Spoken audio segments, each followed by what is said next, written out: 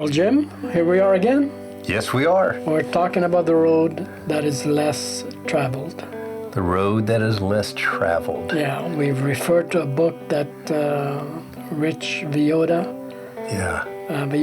You mean Villodas? wrote. Yeah. And it's called The Narrow Path. Yeah. And it is a study of that path that Jesus taught his disciples in the Sermon on the Mount. Yeah. And in the Sermon on the Mount, Jesus says, don't retaliate, don't take revenge. Yeah. You know, that's an essential way of life in the kingdom of God. Is the life of non-retaliation. That's right. Yeah. Yeah. Life of humility and serving other people. Yeah. Jesus exemplified that. A life of loving and forgiving other people. Mm-hmm. And anytime you encounter Jesus, he's in a situation where he's doing that. Yeah. And now the life of nonviolence and sacrifice. Nonviolence, that almost sounds alien. Yeah. The path of nonviolence in our culture. I mean, we were talking earlier about television, you know? Yeah. And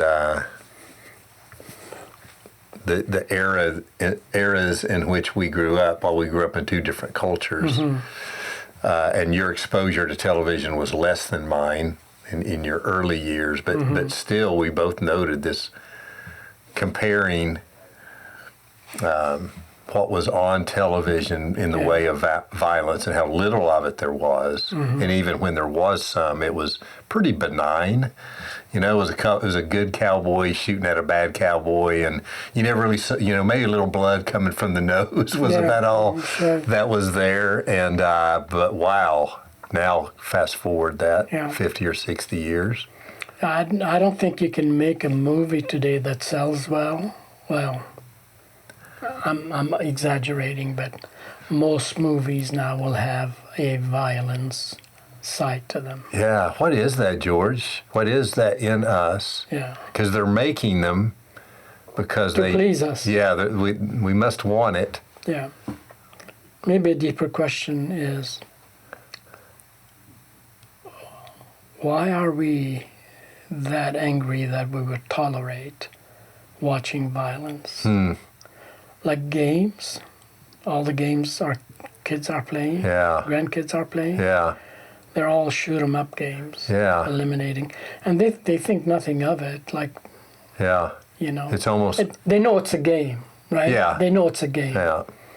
And they wouldn't dare, most of them wouldn't dare act on it. But, right. But some do. A few do.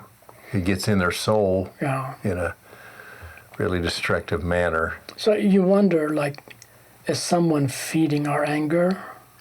Yeah. Are we collectively feeding our anger? And what are we angry at? What are we angry with? Yeah.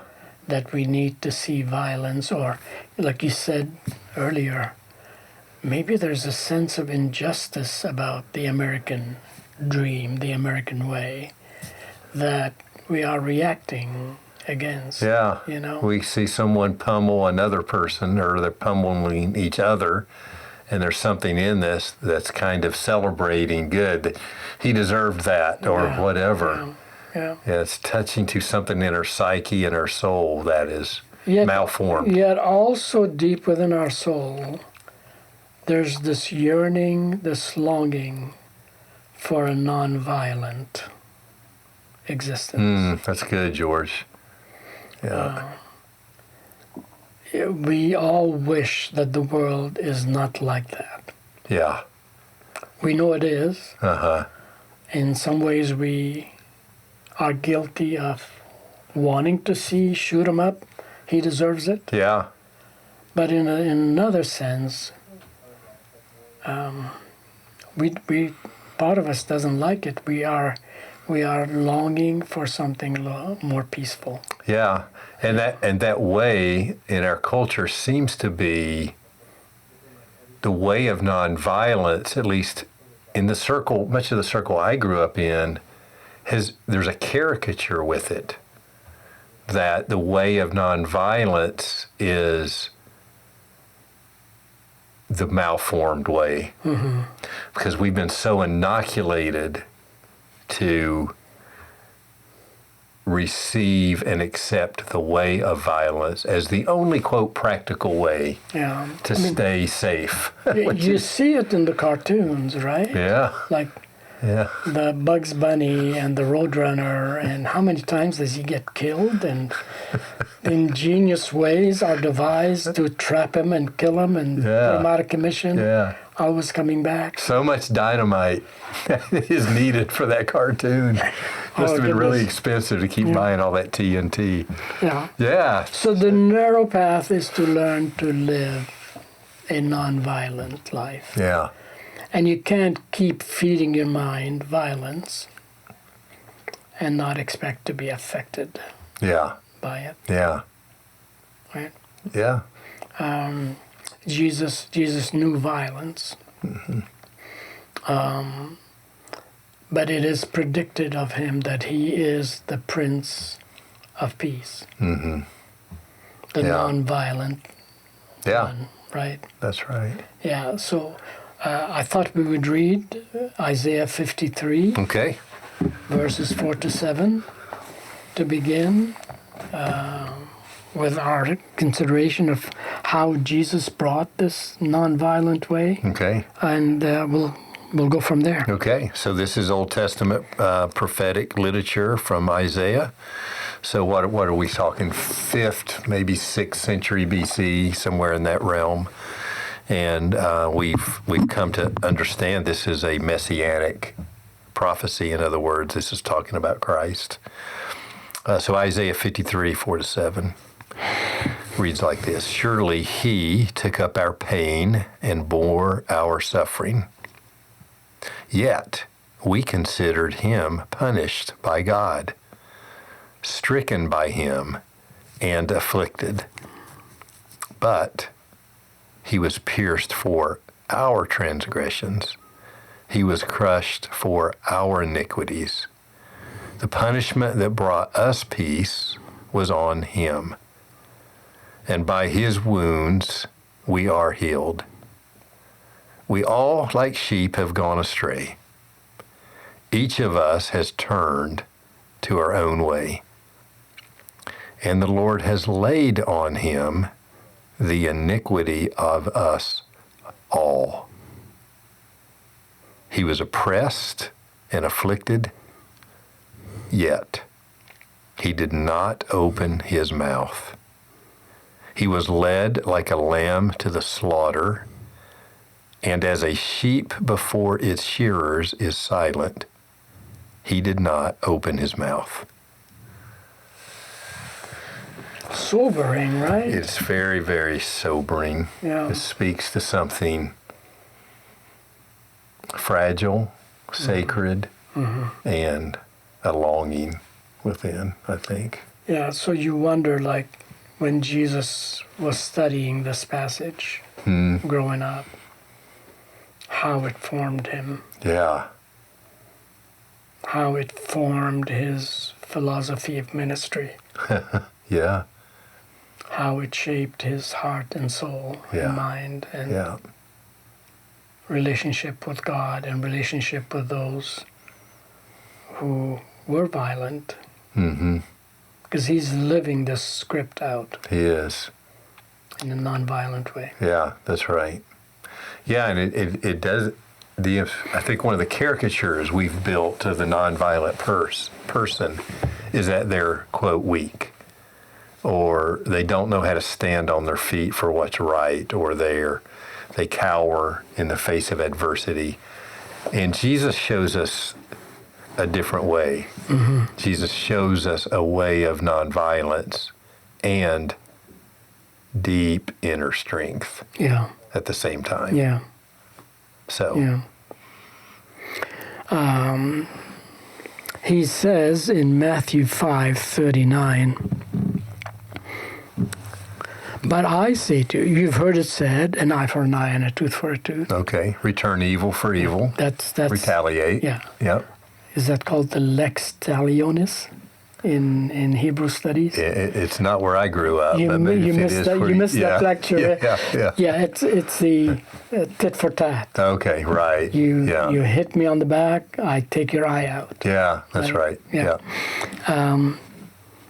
You have heard that it was said, an eye for an eye, and a tooth for a tooth. But I say to you, do not resist an evildoer. But if anyone strikes you on the right cheek, turn the other also. Yeah. It's pretty profound. Yeah, it is. Again, it's important to say that this is not a law. Right. That's right. Right? Jesus is not giving a law. Hey, if anybody ever hits you, you have to turn and let's see.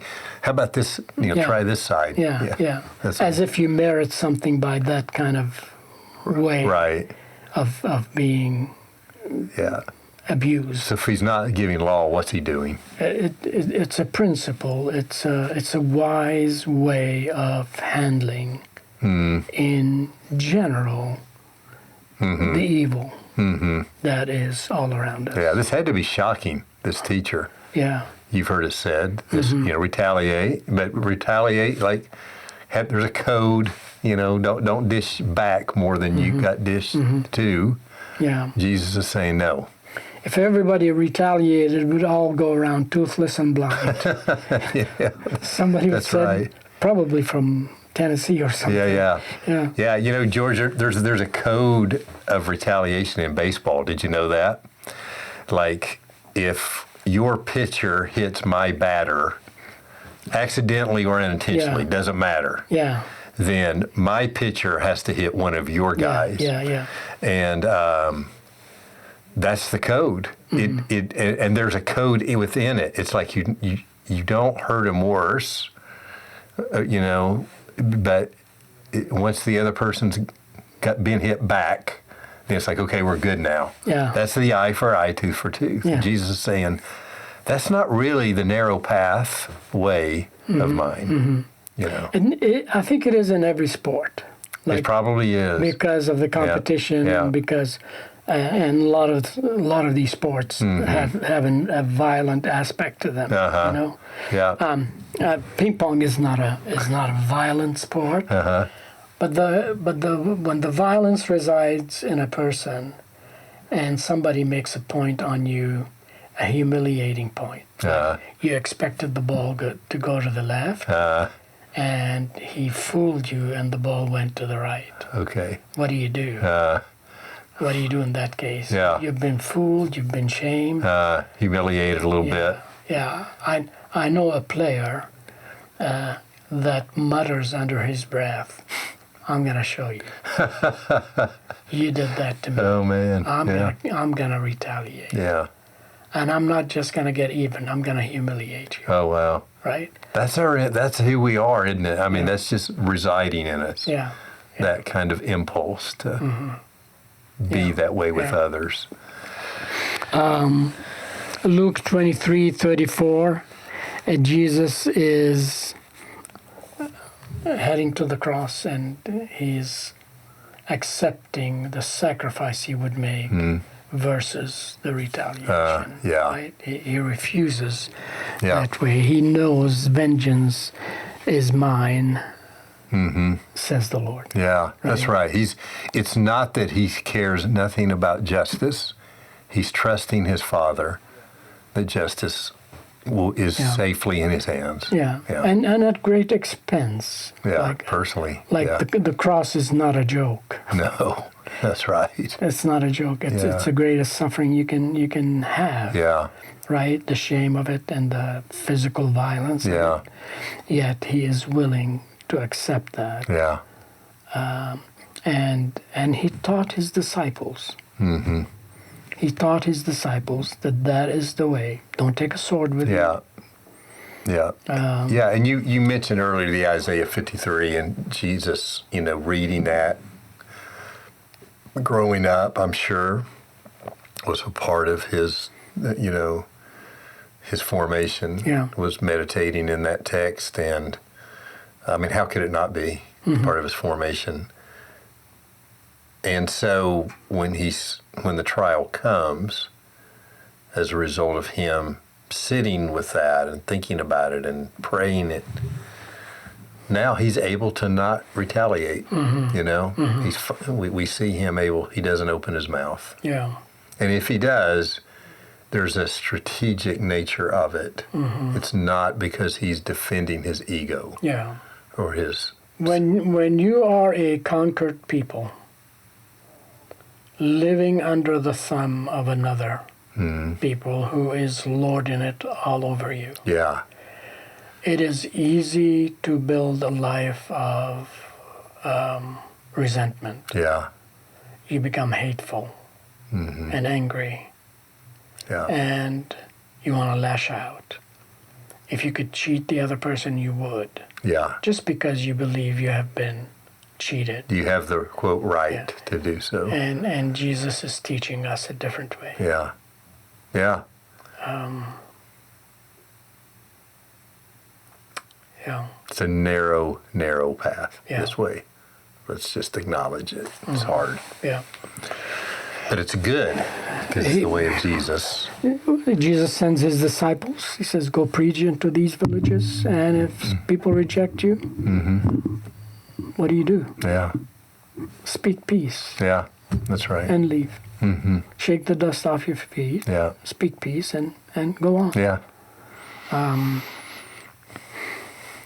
In 1963, for those of us who were alive then, there was a phenomenon going on in American culture.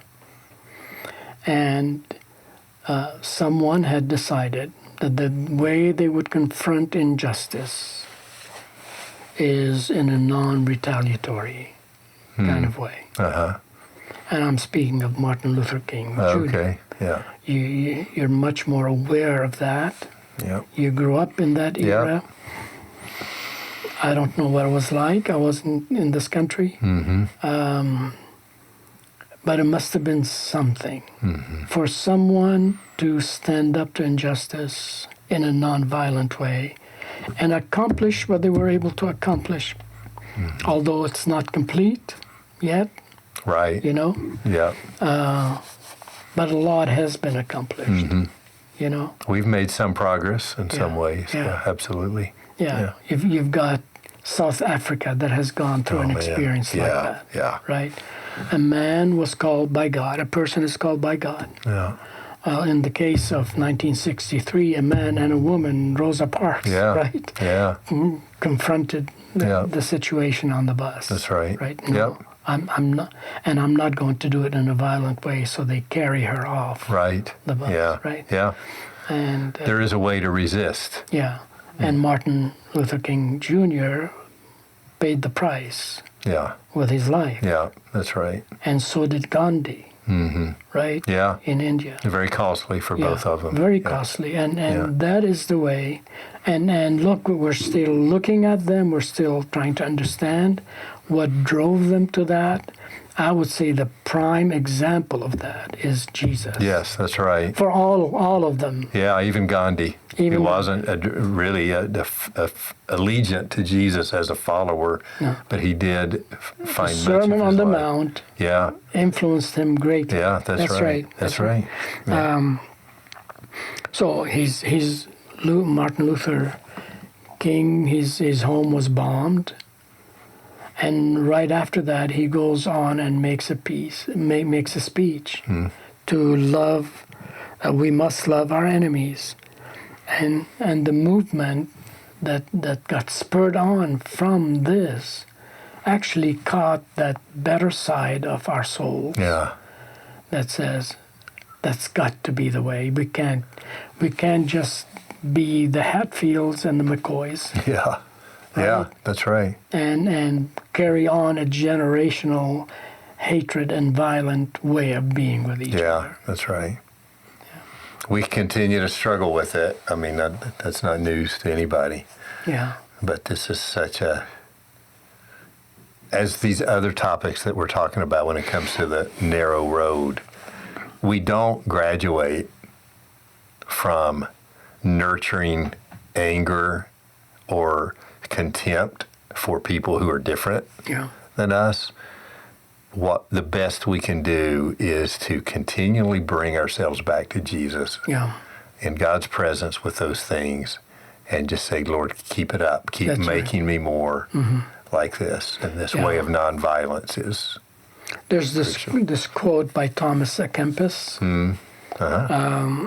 from way back then. He says, "The cross is the school of learning how to suffer with patience and to conquer with love." The cross is what teaches us the ultimate nonviolent sacrifice. resistance. That's right. Yeah. That's right. Yeah. Yeah. There was violence done. He did not open his mouth. That's right. That's right. And I mean, it's not lost on us that his arms are wide open. Yeah. His posture is, "Come to me, this is the way." This is the way out of the quagmire that started in the garden. That started with Cain and Abel. Yeah, that's good, George. That's good. And we're heading into the time of the garden, the next garden where tears will not be part of that existence. Nor violence. Or violence. Yeah. That's right. It's good. Yeah. Meanwhile, what's happening in the garden is the determination to sacrifice for the sake of nonviolence. So, George, how do we grow in this? How do we become formed in this way of non-retaliation? And again, we're not saying there's not a place for resistance. There are things we should and can appropriately resist sometimes. There is evil in the world. We don't have the presumption that if I am kind, it will always be returned back. We know that's not true. Yeah. But this is Jesus' way. You know. Yeah. Lest people think we're naively thinking about this. Yeah. There's a difference between the state keeping law and keeping society functioning well, and not everybody living in fear and exacting justice. Yeah, that's right. We're not saying that there's no room for that kind of way. That's right. Even though there can be a lot of improvement in that way to rehabilitate people. But on an individual level, on a personal level, on the church level, how do we confront society with a non-violent way of being with each other? Yeah, in a non-angry way. Yeah. Speak to that, George. How do we do it? Well, I'll get into that in a minute, but you know how many denominations, Christian denominations, there are in the world? Not sure I'd want to know. No, you actually don't want to know. Yeah. I mean, it's in the tens of thousands. Yeah. Right? Yeah. And it all started with an impetus of something is wrong, and my way of doing something about it is the violent way. I'm going to detach from this. Wow. That's how anchored this way of violence is in us. Yeah. I'll withhold my tithe. I'll stop coming. All of those are passive ways of practicing a violent response to something, rather than stay and learn and reconcile and forgive and sacrifice. I mean, this is the Jesus way that is challenging us. Don't just quit at the first sight of trouble. Just stay there and think, how can I sacrifice to make this a better situation? Yeah, how do we... I always am drawn to, when I'm visiting a church community, and there's usually these older couples that are in the church, and the church has been through some stuff, and you meet these people. How long have you been here? Oh, 50 years. There are not that many people in that church that's been there 50 years. And it's partially because they're the ones who had that deep vision. That's right. And way. That's right. Commitment to a way. Yeah. Yeah. Yeah. Yeah, and we're not saying there's never a time Correct. to leave. Don't hear us saying that, but we are saying the way of not retaliating and getting even, or whatever that is, the way of anger, this is a narrow way. Yeah. But if we're following Jesus, it is his narrow way. Yeah. It's not an optional kind of thing. You know, I've known people in churches that I've been in and pastored. And, I mean, the way they punish the pastor in the church is by stopping to tithe. The money goes first. You're not getting my cash anymore. That's right. I can do something about this. As if the church is about him, Correct. the pastor. That's right. Yeah. Yeah. You know, it's there. Yeah. It's there, and we must confess to it and admit that it's still part of who we are. And Jesus is calling us to this non-retaliatory kind of life. Yeah. And the way we do it is by sacrificing the way he sacrificed. Yeah, I like what you're doing here, George, in a way. I mean, we've used both terms, nonviolence, but you just as we've talked, you've kind of shifted it to non-retaliation. Yeah. And I think that's helpful because maybe many of us... I'm not going to take a sword or a gun and kill somebody. Right, that's right. I'm not going to punch somebody's lights out. Yeah. But in my heart, or in my wallet, or in my language, my talking around the table, well, that's different. That's right. Yeah. I mean, what did Jesus say? He says, even if you look at your brother with a jaundiced eye and in anger and say to him, Raka, you fool, you've committed murder in your heart, right? Yeah. Like, this is the way of Jesus. Like, stop looking at your brother as your enemy. Yeah, that's right. Keeping him on trial all the time. Yeah. Looking for faults. Yeah. Well, you're going to find them. Yeah. They're there. Yeah. Yeah. Yep.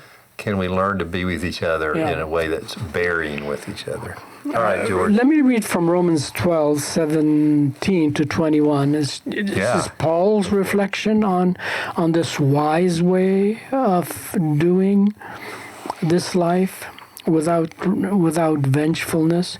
He says, do not repay anyone evil for evil. But take thought for what is noble in the sight of all. Like, don't focus on the evil. Focus on whatever nobility can be seen and taught and experienced together. Good. If it is possible, so far as it depends on you, live peaceably with all. Yeah. If it's dependent on you, live with peace. Yeah. Prioritize. Do your part to contribute to peace in a relationship. Yeah. Yep. Beloved, never avenge yourselves, but leave room for the wrath of God, for God to let people experience the consequences of their lives. For it is written, vengeance is mine, I will repay, says the Lord. No, if your enemies are hungry, feed them. If they are thirsty, give them something to drink. For by doing this, you will heap burning coals on their heads. Do not be overcome by evil, but overcome evil with good. That's the way of non-retaliation. Yeah, that's the way. That's the narrow path of Jesus right there. How do you get there? Yeah. Yeah, George, how do you get there? How do you get there? Yeah. I mean, it's taken us all of the Old Testament experience of the people of God, all of that Jesus and his disciples experienced, and 2,000 years of history of we're still learning to do this, and there have been some helpful ways that the church has developed that are helpful. Yeah. One way is, for example, this is just one example of many ways. One way is learning to withhold something good so that we can learn that God is sufficient in that moment. That's good. Yeah, like fasting, for example. Okay. There's nothing wrong with food. Right. We're not withholding anything evil. We're withholding something good. Injustice is not, wanting justice or fighting injustice. There's nothing evil about that. That's right. That's a good thing. When we see something wrong, when we see violence being committed, and we don't want it, it's a good thing. That's right. Yeah. How do you avoid becoming the avenger? Yeah. So how does fasting help? Yeah. Fasting is you're holding something good, something that is good for you, to learn to live without it by trusting God. Yeah, that's good. Yeah. You're training with that discipline. That's right. And we've talked about this. The disciplines work in an indirect kind of way. Right. So learning to do this way, maybe the next time in a situation that is challenging me or tempting me to retaliate, I know that person deserves to pay for his injustice. Right. Right. But I'm not the one to exact. Yeah, that's right. So I can just stay quiet. I can just stay quiet. And fasting has taught me that. That's good. I don't have to take matters into my own hands. Jesus himself said, I have food you know not of, when he was fasting. Yeah. And the word of God came to him in his moments of fasting and supplied all that Jesus needed sustained him to face that whatever situation he was facing. Yeah. So I think that's an indirect way that we can come at this urge within us to exact what's coming to us, what we think is coming to us, at the expense of the others. Yeah, that's so good. That's the nonviolent. That's good. Kind of way. Yeah. I love that, George. Yeah. I'm sure there's other ways, Jim, like, of course, learning to pray for our enemies. Yeah. Pray for those who persecute you. Yeah, that's right. Praying good for them. That's right. Asking God to bless them. Yeah. And I think that sometimes we can serve, not in a perfunctory way or hoping they notice, but I'm gonna return kindness here in a tangible way, and just leave it there. Yeah. And sometimes it's doing an act of kindness. Sometimes it's taking a meal, taking cookies, doing something that you can do to those that you consider to be your enemies. Yeah, that's it's good. Extending a hand of peace. Yeah. It's the way of Christ. Yeah. It's good. Boy, obviously, George, with this topic of nonviolent resistance, is something that's going to take more work and thought probably for most of us to really get a handle on. We've barely scratched the surface of the issues. There are so many issues that come into this. That's right. Right. And we've been formed and nurtured in ways of violence, most of us, that sometimes we don't even recognize it. Yeah. I mean, the fact that we can watch individuals in a movie just pummel each other, knock the blood out of each other, and cheer them.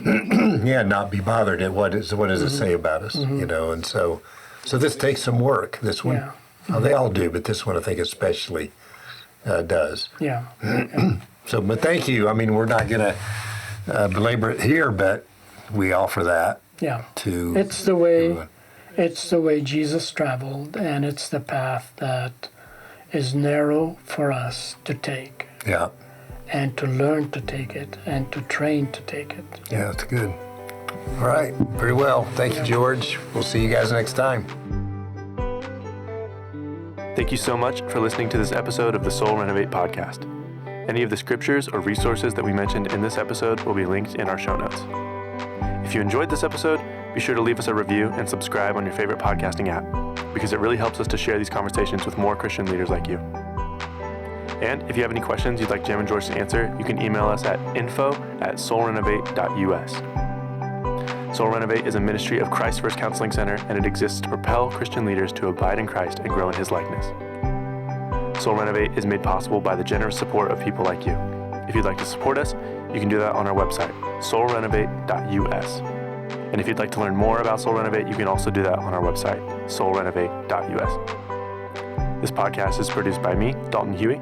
Our cover art was designed by Hannah Huey, and our music is by The Fox's Forest. Thanks again for listening. Till next time.